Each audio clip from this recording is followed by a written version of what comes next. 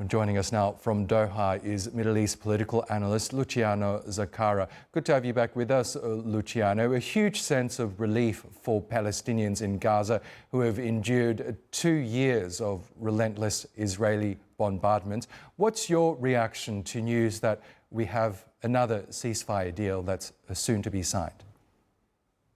Well, the positive element is that today the bombing will stop and there will be no more Palestinian killed. And this is what we expect is going to last for a long time. I mean, the fact that there are not more than 100 people being killed every day, moreover, when they are looking for food, is always a good news. The problem is that still we have a lot of areas that they are not clear about how this is going to be implemented.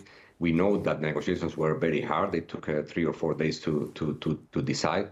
There was a lot of pressure on both sides. I assume that Trump exerted a lot of pressure on Netanyahu to make some concessions, and also the Arab and Islamic mediators exerted pressure on Hamas to accept some of the conditions, because the initial positions were very far from each other, mainly in terms of withdrawal of Israeli troops and talking about the future of the Palestinian state. So all these things are not decided yet. There is an agreement that Israel will withdraw, but so far we don't know when, how, and which areas will be totally vacated or not. And we know that also there are elements within the Netanyahu government that they are totally against any kind of deal with Hamas, and they will keep pushing for, the conclusion of this job, as Netanyahu said, which is the elimination of Hamas as soon as the hostages are released. So we are optimistic. I think always a good news not to have more dead people, not to have more dead kids.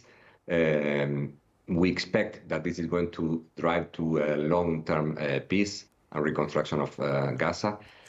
But still, we need to see, once the hostages are released in maximum 72 hours, if this logistically is possible, how Netanyahu government will react to that, if they're going to comply with what it was agreed. And of course, the negotiations should continue in order to implement the remaining steps. We remember always that this is not a peace agreement. This is a roadmap with a lot of details that needs to be decided and negotiated.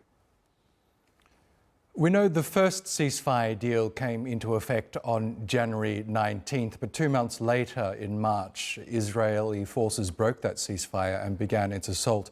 You've been following the developments of this war over the last 2 years. What makes this ceasefire different from the last, do you think?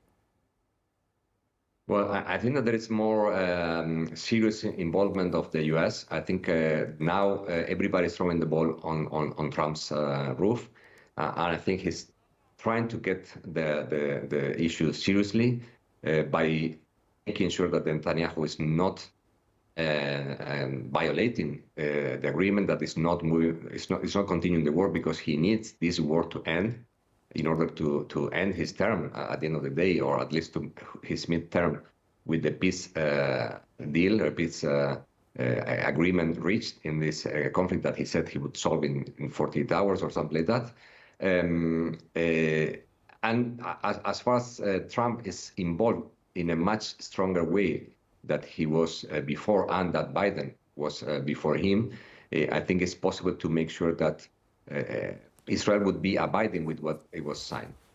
On the Hamas side, they have nothing else to lose. I think that they accepted the deal that is not perfect. I mean, both accepted the deal that it does not satisfy 100% what they want.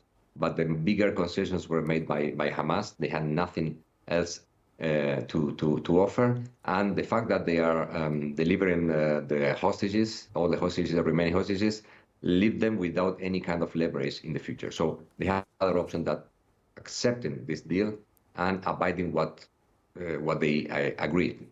So in this case, Hamas, I think they have much more to lose than to win if they don't comply with the agreement. Israel needs much more pressure to comply with what they agree. So hopefully, with the international pressure, with Trump direct involvement, this is going to move forward in the expected way. We also know since the last ceasefire was broken in March, there's been a series of events that have taken place, not only the growing death toll among Palestinians in Gaza, but also growing international pressure from governments declaring their support for the state of Palestine, to the people of Israel themselves taking to the streets calling for a ceasefire, and of course the worldwide outrage and condemnation from the public calling for an end to this genocide. To what extent has the pressure on all those fronts played in getting to the point we are today? Well, I think all contributed. We cannot say that the pressure from the international community was determining. Israel never cared about the ICC, ICG, what about the Human Rights Rapporteur or the Human Rights Council said about declaring that there was a genocide, or what the European Union is saying, the recognition of the Palestine state in the United Nations General Assembly. They never care about anything about that. They didn't care about the flotilla going and trying to break the siege. They never care about anything, and they never abide with the international law. However, having more and more countries that they are backing, showing their back to Israel, Israeli citizens started to suffer pressure from in other countries. The American society, the American civil society, the European civil society, pressuring their own governments to take concrete measures against Israel. This is a pressure that altogether was mounting in a way that Israel cannot sustain forever. I mean, Israel could not continue this war without making some concessions, because they were running out of allies, running out of support, including Trump was getting frustrated. So at some point, the combination of all the factors together, I think they play a significant role. But I cannot say that one single of these factors alone played a significant role. As we see that in these last 2 years, the pressure has been increasing even internally in Israel, and individually, any of those different factors did not play determining role in changing the mind of Netanyahu. Luciano, we're looking now at live pictures of Gaza and Tel Aviv, rare scenes from the enclave. We don't see plumes of smoke. We don't see Palestinians fleeing Israeli attacks. A huge sense of relief on the ground there. You mentioned Donald Trump's involvement in this latest ceasefire process. He's made no secret of his ambition to secure the Nobel Peace Prize. Explain to us the extent to which Trump played in this process and how crucial his involvement has been in getting the parties to agree to this deal.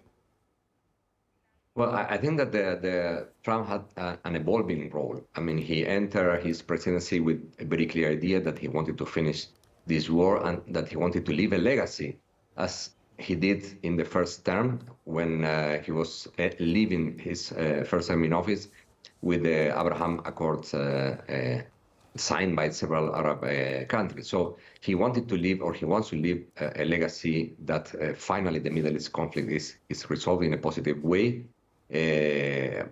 Positive way, of course, according to what he understands, is a positive way. But little by little, he was losing the control of the situation. I mean, he thought at the very beginning that he was able to manage Netanyahu because his personal relation. He thought that he could manage the Ukraine war because his personal relation with Putin, and he realized that this was not working, that Israel and Russia had their own agenda, that Netanyahu had his own internal mechanisms of decision-making that prevented him to reach an agreement, that Netanyahu at the end of the day was marking the agenda, the schedule, the timing of what was going on with Israel involvement with the region.